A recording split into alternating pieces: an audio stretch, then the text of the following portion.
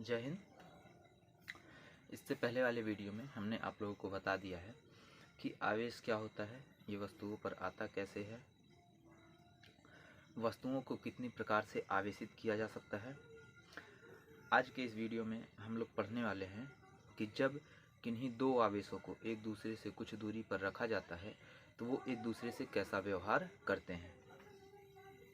जैसा कि आप लोग इससे पहले की कक्षा में भी पढ़ चुके होंगे कि जब दो समान आवेशों को एक दूसरे से कुछ दूरी पर रखा जाता है तो वो एक दूसरे को प्रतिकर्षित करते हैं। लेकिन इसके विपरीत अगर हम एक प्लस आवेश ले लें, एक माइनस आवेश ले लें और एक दूसरे से उन दोनों को एक दूसरे से कुछ दूरी पर रखें तो वो एक दूसरे को आकर्षित करते हैं। तो ये कितने बल से एक दूसरे को आकर्षित करते हैं या कितने बल से एक दूसरे को प्रतिकर्षित करते हैं, इसके बारे में हम आज देखेंगे फॉर्मूला निकाल करके। तो इस फॉर्मूले को दिया था कूलाम ने। ये एक फ्रांसीसी वैज्ञानिक थे। सन 1875 में कूलाम जी ने कहा कि जब दो आवेशों को एक दूसरे से कुछ दूरी पर रखा जाता है तो वो एक दूसरे को आकर्षित या प्रतिकर्षित करते हैं, लेकिन वो एक दूसरे को उन दोनों को मिलाने वाली रेखा के अनुदिश आकर्षित या प्रतिकर्षित करते हैं। अब आकर्षण होगा या प्रतिकर्षण होगा ये निर्भर करता है आवेशों के स्वभाव पर। अगर वो समान प्रकार के हैं तो वो प्रतिकर्षित करेंगे और अगर वो विपरीत आवेश हैं तो एक दूसरे को आकर्षित करेंगे। देखिए, सन 1785 में एक वैज्ञानिक आए, फ्रांसीसी वैज्ञानिक कूलाम। इन्होंने एक नियम दिया जिसे कूलाम का नियम कहा जाता है, जिसके अनुसार इन्होंने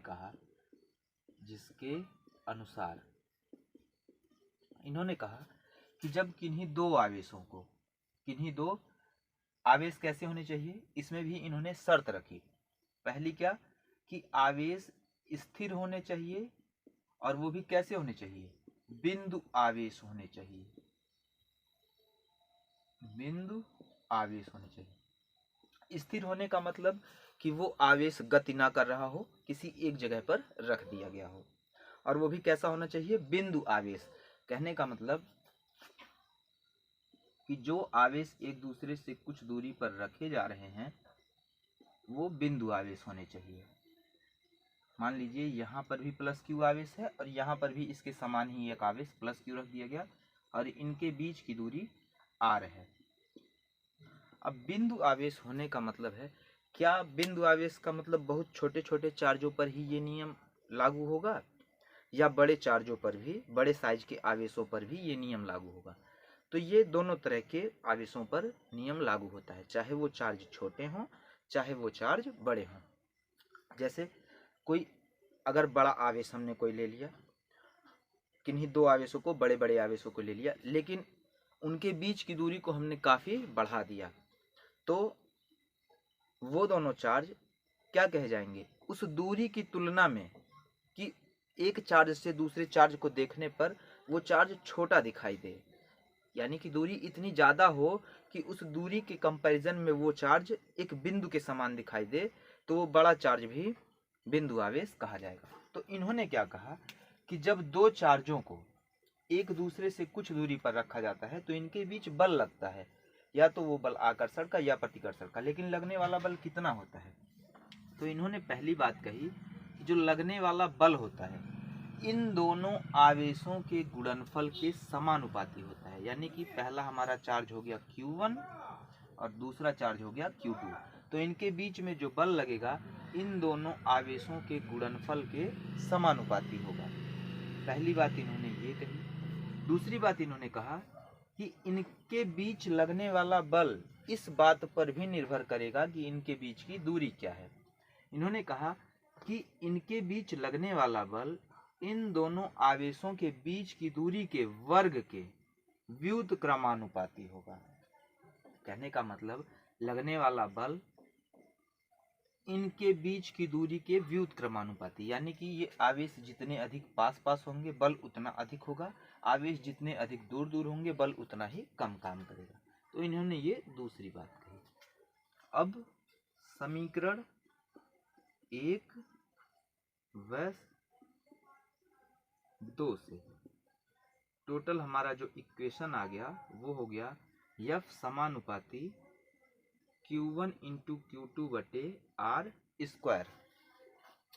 अब जब समानुपाती का निशान हटता है तो हम लगाते हैं बराबर, और बराबर लगाने पर समानुपाती का निशान हटने पर एक यहाँ पर समानुपाती नियतांक K आ जाता है, और ये हो जाता है Q1 इंटू Q2 बटे R स्क्वायर। ये हो जाता है हमारा फार्मूला, जहाँ K एक समानुपाती नियतांक है। K एक समानुपाती नियतांक है, और इस K की जगह पे हम आगे लिख सकते हैं F बराबर 1 बटे 4 pi epsilon 0 into Q1 into Q2 बटे R स्क्वायर। ये हो जाएगा हमारा टोटल फॉर्मूला। अब बात आती है यहाँ पे ये कि क्या ये लगने वाला बल हर माध्यम में काम करेगा। जैसे अभी ये जो चार्ज रखे गए हैं यहाँ पे पहले आगे हम लिख लेते हैं, जहाँ एप्सिलॉन 0 निर्वात की विद्युतशीलता है, विद्युतशीलता है। अब हम बात करते हैं, क्या ये जो लगने वाला बल है ये हर माध्यम में काम करेगा। कहने का मतलब कि अगर इन आवेशों को वायु में रखा गया है तो लगने वाला बल इतना है, अगर इन्हीं आवेशों को जल में रख दिया जाए तो क्या तब भी ये उतने ही बल से एक दूसरे को आकर्षित करेंगे या प्रतिकर्षित करेंगे, या इनको किसी अन्य माध्यम में जैसे शहद में अगर उठा करके इन दोनों आवेशों को रख दिया जाए तो क्या ये उस माध्यम में भी एक दूसरे को इतने ही बल से आकर्षित करेंगे या प्रतिकर्षित करेंगे। तो इसका आंसर है नहीं। ये जो फॉर्मूला है एप्सिलॉन 0, ये जो बल काम करेगा ये केवल वायु या निर्वात के लिए है, वायु या निर्वात के लिए। यदि हम आवेशों को किसी अन्य माध्यम में रखते हैं तो ये जो K का मान है ये वैल्यू बदल जाएगा। ये निर्भर करेगा इस बात पर कि आवेशों को कैसे माध्यम में रखा गया है, तो वो उस माध्यम के परावैद्युतांक पर निर्भर करेगा कि उनके बीच लगने वाला बल कितना होगा। तो ये जो फॉर्मूला आया है हमारा ये केवल निर्वात के लिए है कि जब आवेश वायु या निर्वात में रखे हों तो उनके बीच में लगने वाला बल F बराबर 1/4 pi epsilon 0 Q1 into Q2 बटे R स्क्वायर होता है। आगे अब हम बात करते हैं मात्रक के बारे में। जैसा कि हम लोग जानते हैं कि बल का मात्रक न्यूटन होता है, लेकिन हम यहाँ पे मात्रक की अगर बात करेंगे तो हम निकालेंगे K का मात्रक। इसका मान तो हम जान चुके हैं कि कितना होता है, लेकिन इसका मात्रक क्या होगा ये हमको जानना है। तो हमारा फॉर्मूला आया था F बराबर 1/4 pi epsilon 0 into Q1 into Q2 बटे R स्क्वायर। ये जो मान है 1/4 पाई एप्सिलॉन 0 ये किसका मान है, K का। तो इतने की जगह पर हम K भी लिख सकते हैं, तो हमने कर दिया K। हमको निकालना है K का मात्रक। तो मात्रक कैसे मिलेगा, हम इसको इधर भेज देते हैं, R को इधर भेजेंगे, R स्क्वायर हो गया बटे Q1 इंटू Q2 हो गया बराबर K हो गया। बल का मात्रक होता है न्यूटन, दूरी का मात्रक होता है मीटर, R का स्क्वायर है मतलब मीटर का स्क्वायर हो जाएगा। आवेश का मात्रक होता है कूलाम, और इंटू फिर से आवेश का मात्रक कितना हो जाएगा, कूलाम। तो अगर हम के मात्रक की बात करें तो मात्रक हमको मिलेगा न्यूटन मीटर स्क्वायर पर कूलाम स्क्वायर, ये होगा के का मात्रक। अब अगर इसके विमीय सूत्र की हम बात करें,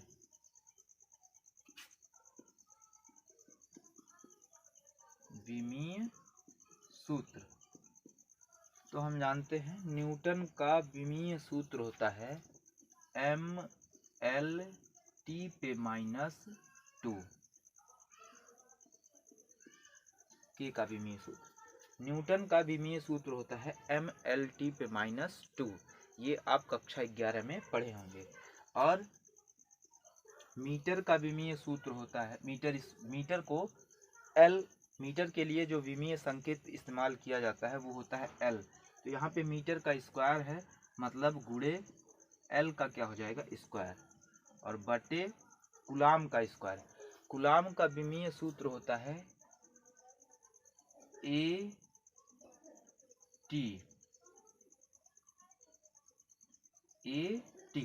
और है कूलाम का स्क्वायर, तो ये हो जाएगा इसका होल स्क्वायर। अब हम अगर बात करें तो mL/T/-2 और गुणे L का स्क्वायर, A और T को हम ऊपर ले जाएंगे तो ये हो जाएगा A का स्क्वायर और T का स्क्वायर, लेकिन ये माइनस में होगा। जब भी घात नीचे से ऊपर जाती है तो ये क्या हो जाती है, ऋणात्मक हो जाती है। अब इसके बाद m अकेला है तो m को यहाँ पे हम लिख लेंगे। जैसा कि हम जानते हैं आधार समान होने पर बीजीय व्यंजकों का जो घात होता है वो जुड़ता है। तो L की घात कितनी हो जाएगी 3, T की घात यहाँ पे 2 है माइनस, T की घात यहाँ पे है 2 माइनस, तो T पे पावर हो जाएगा -4 और A की पावर हो जाएगा -2। अगर हम इसको चाहें तो और क्रम में सजा कर लिख सकते हैं। जैसे जब हम ABCD पढ़ते हैं तो सबसे पहले A आता है, अल्फ़ाबेट के क्रम में भी हम इसे सजा करके लिख सकते हैं। तो ये हो गया K का विमीय सूत्र।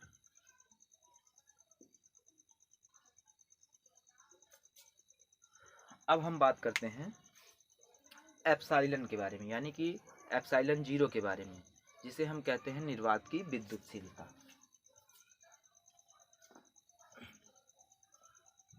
अब हम देखेंगे कि एप्सिलॉन 0 का आंकिक मान क्या होता है।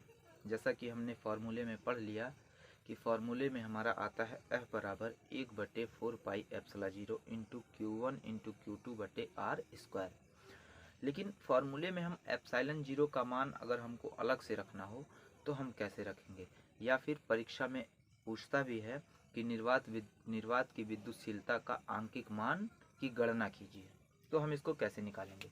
जैसा कि अभी हमने फॉर्मूले में पढ़ा कि 1/4πε0 का जो मान होता है वो होता है 9 × 10⁻⁹। तो हमको मान निकालना है एप्सिलॉन 0 का। एक काम करते हैं, हम इसको उठाकर इधर लेके चले आते हैं और एप्सिलॉन 0 को हम उधर भेज देते हैं। ये हमारा हो जाएगा 4π इंटू 9 × 10⁻⁹ बराबर एप्सिलॉन 0। पाई का मान हम 3.14 भी रख सकते हैं या 22/7 भी रख सकते हैं, लेकिन हमें यहाँ पे पाई का मान सीधे सीधे गुणा कराना है, कटने वाली कोई संख्या है नहीं, इसलिए हम 3.14 ही रखेंगे। गुणे 9 × 10⁻⁹, ये हो जाएगा एप्सिलॉन 0 के मान के बराबर। अभी ये हो जाएगा 9 चौक 36, यानी कि 1/36 × 3.14 और गुणे 10⁻⁹ बराबर एप्सिलॉन 0। अब हम 36 का गुणा इसमें करा लेंगे। तो 36 का गुणा जब हम इसमें कराएंगे तो सीधे सीधे गुणा करा लीजिए। 36 चौक का 144 के 4, 14 बचा हमारे पास। 36 से करना 36, 36 14 हो जाएगा 50 के 0, हमारे पास बचा हासिल 5।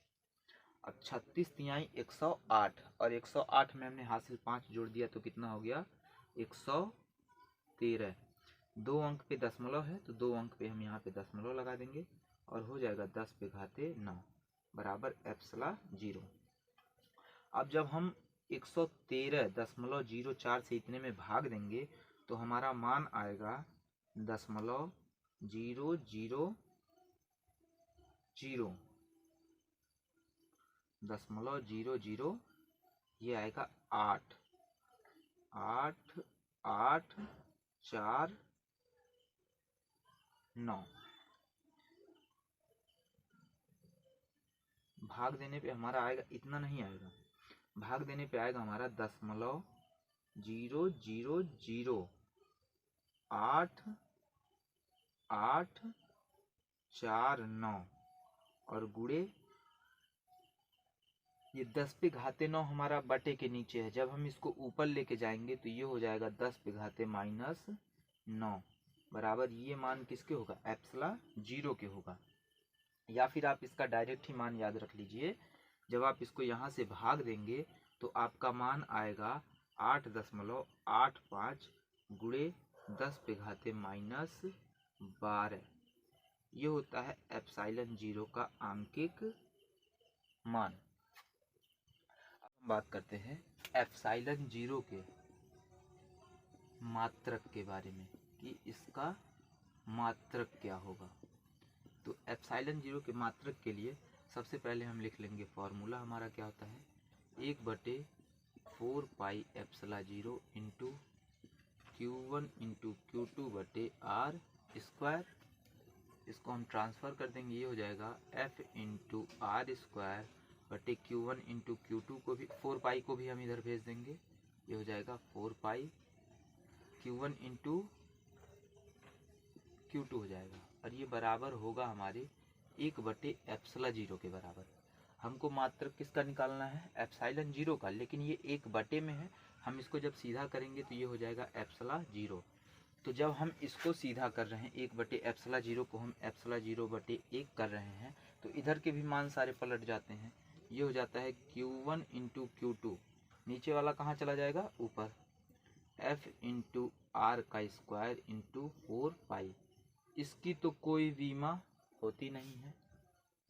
यहाँ पे आवेश का अभी हमने 2 आवेशों का गुणा कराने पे क्या हो जाएगा, AT होता है आवेश का विमीय सूत्र, इसका हो जाएगा स्क्वायर, सॉरी अभी हम विमीय सूत्र नहीं निकाल रहे हैं, अभी हम मात्रक निकाल रहे हैं। तो ये हो जाएगा कूलाम इंटू कूलाम बटे न्यूटन और मीटर का स्क्वायर। तो हमारा मात्रक आएगा कूलाम का स्क्वायर पर न्यूटन मीटर स्क्वायर। ये होता है हमारा एप्सिलॉन 0 का मात्रक। अगर हमको मात्रक मिल गया तो हम विमीय सूत्र भी निकाल सकते हैं।